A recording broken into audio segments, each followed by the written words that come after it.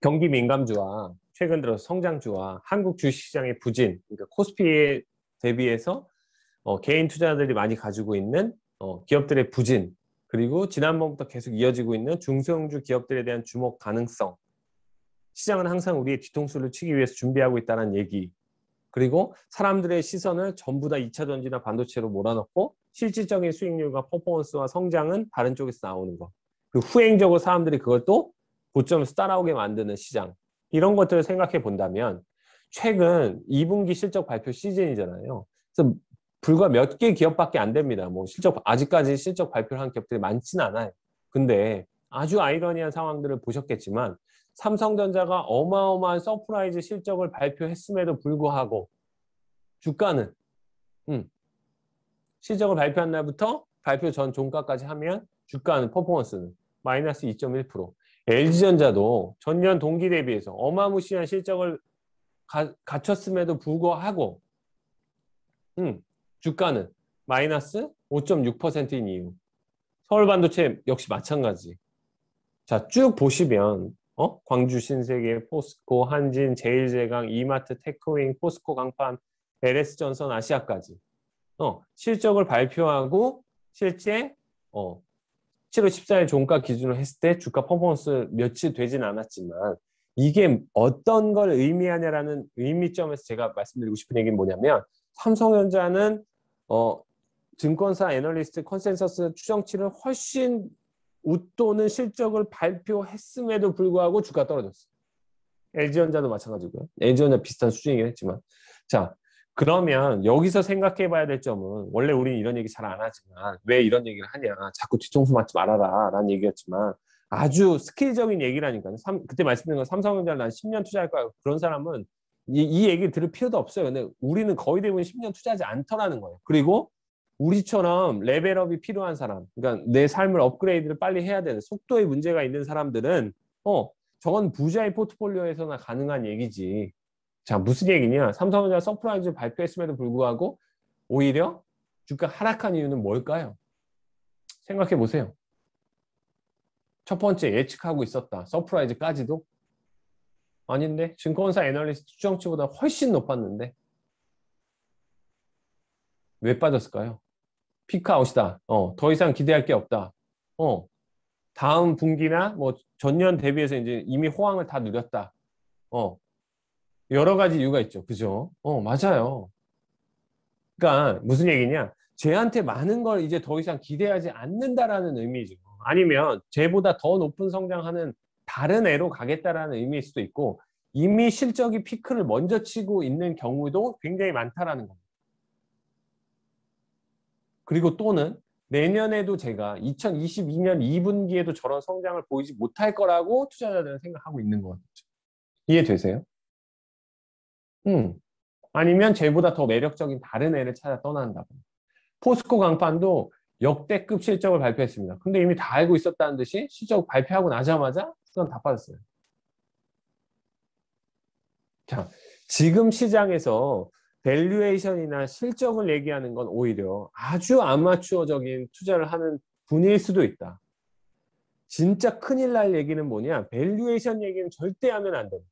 우리가 작년에도 제가 얘기했고 재작년에도 얘기했는데 금리가 이런 상황에서 밸류에이션 얘기하는 건 의미가 없다. 왜 지난 몇 년 동안 바이오가 그렇게 폭등하고 한국 주식시장에서 그죠?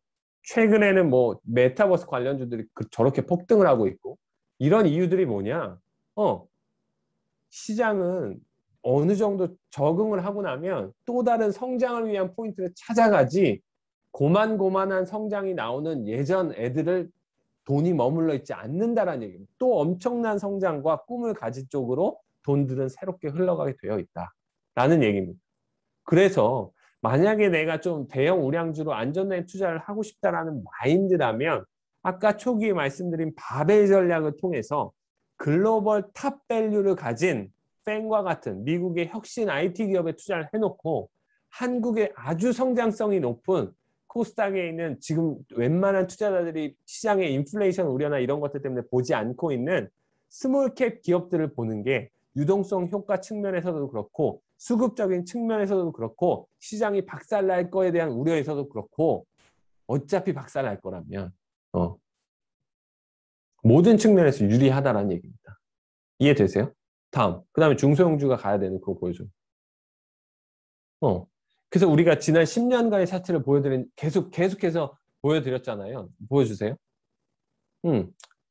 일단, 지난 10년간의 저희가 2008년 이후에 주식시장에 들어와서 계속해서 고민하면서 돈을 벌었던 시기, 잃었던 시기, 뭐 투자해서 좌절했던 시기, 뭐 잘했던 시기를 되돌아보면 제가 잘했고 좋아했고 굉장히 잘 맞았다라고 생각했던 시기는 언제였냐면 2008년 금융위기 지나고 2009년부터 11, 12년도가 아니고요. 13년도 이후부터예요. 근데 그때를 대부분의 투자자들은 박스피로 기억하고 있습니다. 전혀 삼성전자 및 국내 대기업들이 움직이지 않던 시기죠. 이때 특징들을 제가 지금에 와서 분석해 보니까 첫 번째는 중소형주라는 것들이 강세를 가기 위한 시나리오가 있는데 그 첫 번째는 뭐냐면 대형 주도주가 공백이 생겨야 됩니다. 무슨 얘기냐? 삼성전자나 하이닉스가 엄청난 성장이 계속해서 나오고 반도체 슈퍼사이클이 계속 이어지고 이익이 뭐 10조, 20조, 30조, 40조, 50조 이런 식으로 팍팍팍 늘어나는 구간에서는 절대로 중소형주 강세 시나리오가 나올 수가 없습니다. 왜? 돈의 매기가 대형 주도주에 다 몰려가기 때문에. 그리고요. 위기의 바로 다음 타이밍에도 중소형주 강세 시나리오가 잘 안 나옵니다. 왜냐하면 대부분의 투자자들이 안정되고 망하지 않을 기업을 선택하기 때문에 대형 우량주를 선택하는 경향이 강해요.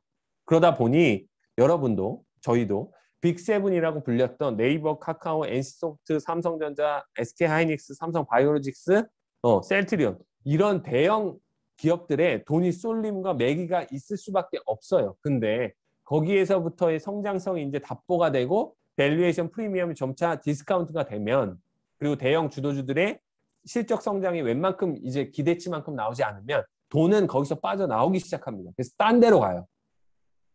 그래서 중소형주, 이른바 스몰캡이라는 것들이 강세 나온 시나리오가 있다라는 거예요.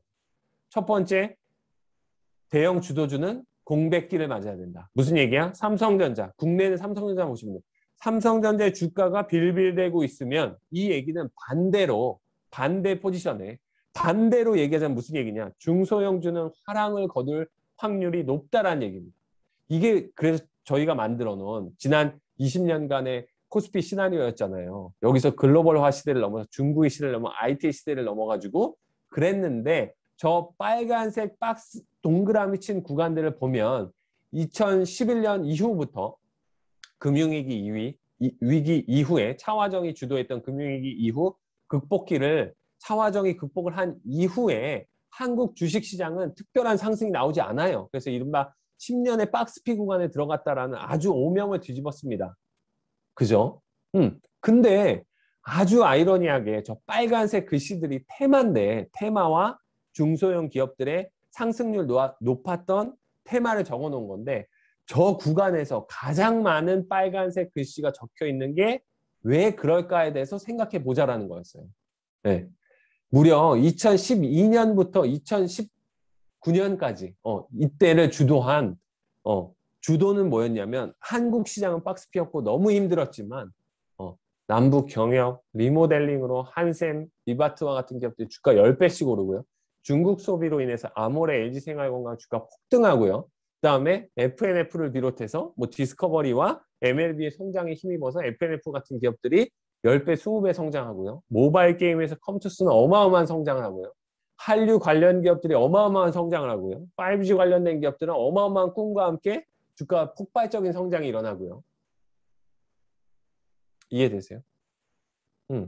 그러기 위해서는 대형 주도주가 공백기를 가질 경우에 저러한 단편적인 아이디어들이 어마어마한 이슈들을 메이킹하면서 주식시장에서 핫한 섹터로 등극할 수 있다는 겁니다. 그러면 지금의 메타버스 역시도 그럴 가능성이 있다라고 우리가 그래서 지난번에 연초에 말했던 거고 메타버스를 잘 봐야 되는 이유는 그런 거고 왜? 디지털 시대로의 전환이 빨라지고 있고 그거에 대한 기술들이 계속해서 나오고 있고 그리고 그 꿈이 가장 지금 듣기에 허무맹랑하고 뭔가 현실이 될 것 같지 않는데 뭔지 잘 모르겠고 여전히 돈도 잘 못 벌고 있고 원래 그런 애들이 꿈을 가지고 유동성이 풍부한 구간에서 10배, 20배의 주가 상승을 만들어냅니다. 근데 그럴 때 주식시장에 처음 입문한 사람들이 대형주에 갔다가 주식 공부를 한다고 하면서 PER을 공부하고 재무제표를 보기 시작해요. 그러면 지난 20년 동안 돈을 못 번 것처럼 돈을 못 벌게 돼 있어요. 그런 걸 공부 안 한 사람이 돈을 벌게 돼 있어요. 미친놈 소리 듣는 기업에 투자한 사람이 돈을 벌게 돼 있어요. 왜? 2000년 초반에 아마존에 투자한 사람. 그죠? 2008년 금융위기 이후에 테슬라에 투자한 사람. 그죠? 지금은 뭔지 모르겠지만 그게. 그거에 투자한 사람만이 미친놈 소리 듣는. 야, 그게 무슨 기업이야. 돈도 못 버는데. 그런 사람만이 돈을 벌 수 있다고. 왜? 그만큼의 리스크를 내가 테이킹 했으니까. 그리고 두 번째, 그렇다라고 무조건 아무 중소형주나 살 수는 없잖아요. 지금 첫 번째 중소형주 강세 시나리오의 1번 요건은 충족을 시켰습니다. 대형 주도주의 공백. 삼성전자 굉장히 부진한 상황이 이어지고 있죠. 그리고 2차 전지도 사실 소재주는 그렇지만 대형 2차 전지 기업들 같은 경우 약간 주춤한 상황이죠. 바이오도 주춤한 상황입니다. 그러다 보니 여러 가지 테마들이 이제 밑에서는 꿈틀꿈틀하는 거죠. 근데 실제로 실적의 개선이 이루어져야 됩니다. 그 기업들이. 꿈만 가지고 있으면 안 돼요. 실제로 당연히 좋아지는 구간이 나와야 됩니다. 실적 개선이 이루어져야 돼요. 그 다음에 밸류에이션에 갑자기 프리미엄이라는 게 붙기 시작합니다. 실적이 좋아지는데 꿈이 붙어요. 그러니까 실적은 2배씩 늘어나는데 새로운 꿈이 붙으니까 주가는 10배씩 오릅니다. 2배가 오르는 게 아니라. 그거는 사례를 보여드릴게요. 그 다음에 산업군을 형성해야 됩니다. 절대로 나 혼자인 기업은 독자적으로 형성할 수 없어요. 화장품이면 처음에는 아모레퍼시픽이 뭐 5배, 10배 오르고 LG생활건강이 10배 오르면 그 다음에 코스맥스 그 다음에 콜마, 그 다음에 그 다음에 그 다음에 마스크팩, 그 다음에 그 다음에 더마 화장품 계속해서 신규로 나오면서 끊임없이 섹터를 만들어줘야 돼요. 화장품이라는 섹터를. 이런 식으로. 네. 이래야지만 중소형주가 강하고 엄청난 상승이 나오는 섹터가 형성이 됩니다. 그럼 과연 지금 우리가 앞에서 봤던 엔터 산업의 비즈니스 같은 경우, 한국의 엔터 산업 같은 경우 이 중소형주 강세 시나리오에 부합할 수 있냐? 라고 이제 여러분이 질문을 던져보시면 돼요. 이건 이제 저희가 경험한 기준에서 만든 도표입니다. 저희 같은 경우는 이걸 체크해보고 투자한다라는 거죠. 단순히 밸류에이션을 보고 꿈을 보고 투자하는 게 아니라. 다음. 보세요. 2011년부터 2017년까지 삼성전자의 주가가 무려 6년간 저런 변화를 보이고 있을 때 저 빨간색 차트를 보이는 애는 누구냐? 여러분이 안정된 투자라고 삼성전자를 좋다라고 6년을 사놨다면 2008년 금융위기 이후에 지금처럼 2020년 코로나19 위기 이후에 제일 안정적인 삼성전자 사면 돈 잃진 않겠지. 그리고 실제로 저점에서 샀어? 돈을 벌었으니까 일정 부분. 근데 그 포지션을 계속 유지하고 있으면 고작 한 100% 상승률도 잘 안 나오겠지만 보시는 것처럼 한샘 같은 기업은 이 구간에 2600%의 성장이 나왔다는 수익률이. 이해되세요? 처음에는 한샘을 주방 가구 수준으로만 보다가 리모델링이라는 드립이 나오고, 그죠? 그 다음에 새로운 건자재 테마가 만들어지고, 그러고 났더니 리바트나 기타 기업들까지 다 주요 건자재 기업들이 다 주가가 상승하는, 그러면서 B2C 기업으로의 전환이라는 새로운 꿈이 붙으면서 한샘이 어마어마한 성장이 나타납니다. 다음. 삼성전자 133.62% 성장하는 구간에 저 기업은 뭘까요? 메디톡스입니다. 그죠? 보톡스를 가지고 필러가 맞냐, 보톡스가 맞냐, 보톡스 부작용은 어떻게 할 거냐, 보톡스의 효용이 있냐, 사람들이 맞겠냐, 이런 논란이 엄청나게 많았지만 결론은 실적 성장과 함께 중국 시장 개척과 함께 새로운 시장에 대한 퍼포먼스, 그 다음에 확장된 기능, 이런 것들을 바탕으로 무려 1800%라는 성장을 이뤄냈다라는 거죠. 수익률을. 다음. 얘는 뭘까요? 400%? 500%? FNF라는 기업이죠. 그죠? 2017년까지만 해도 500%. 이 이후로 하면 도대체 몇 프로인가요? 그죠? 다음. 얘는 이제 다시 줄어들긴 했죠. 네. 어마무시한 상승을 보여줬던 아모레퍼시픽이죠, 그죠? 다음. 네, 이렇습니다. 그래서 앞에 중소형주 강세 시나리오에서 그 네 가지를 여러분이 스스로 한번 체크를 해보시고, 아, 그렇다면 과연 대형주 공백 기간이 계속 이어져야 됩니다. 그리고 주도주의 공백, 그럼 주도주의 실적이 그렇게 막 엄청나게 개선되지 못하는 구간이어야 된다는 얘기겠죠. 삼성전자의 실적이. 그걸 잘 봐야 되고. 그다음 두 번째는 그 사이에 실적이 개선돼야 됩니다. 그 기업들은. 엔터 기업들의 실적이 개선이 돼야 돼요. 그러는데 기존에는 엔터 기업을 연예기획사라고 봤는데 이제 플랫폼 기업이라고 하면서 프리미엄을 주는 요소들이 등장해야 됩니다. 그리고 실제로 성공을 해야 돼요. 그러면서 YG도 JYP도 SM도 이익이 증가하고 그러면서 산업군이 형성되고 해외 투자자들도 들어오고 갑자기 IT 기업과의 제휴도 활발해지고 지분 이슈와 M&A도 활발해지면서 몸값이 올라가고 막 이런 상황들이 계속해서 이어진다면 그리고 메타버스 관련돼서 좋은 꿈들이 계속해서 나와준다면 완벽한 레벨업이 이루어진다는 거죠. 그럴 가능성이 있다는 걸 계속 말씀드리는 겁니다. 다음.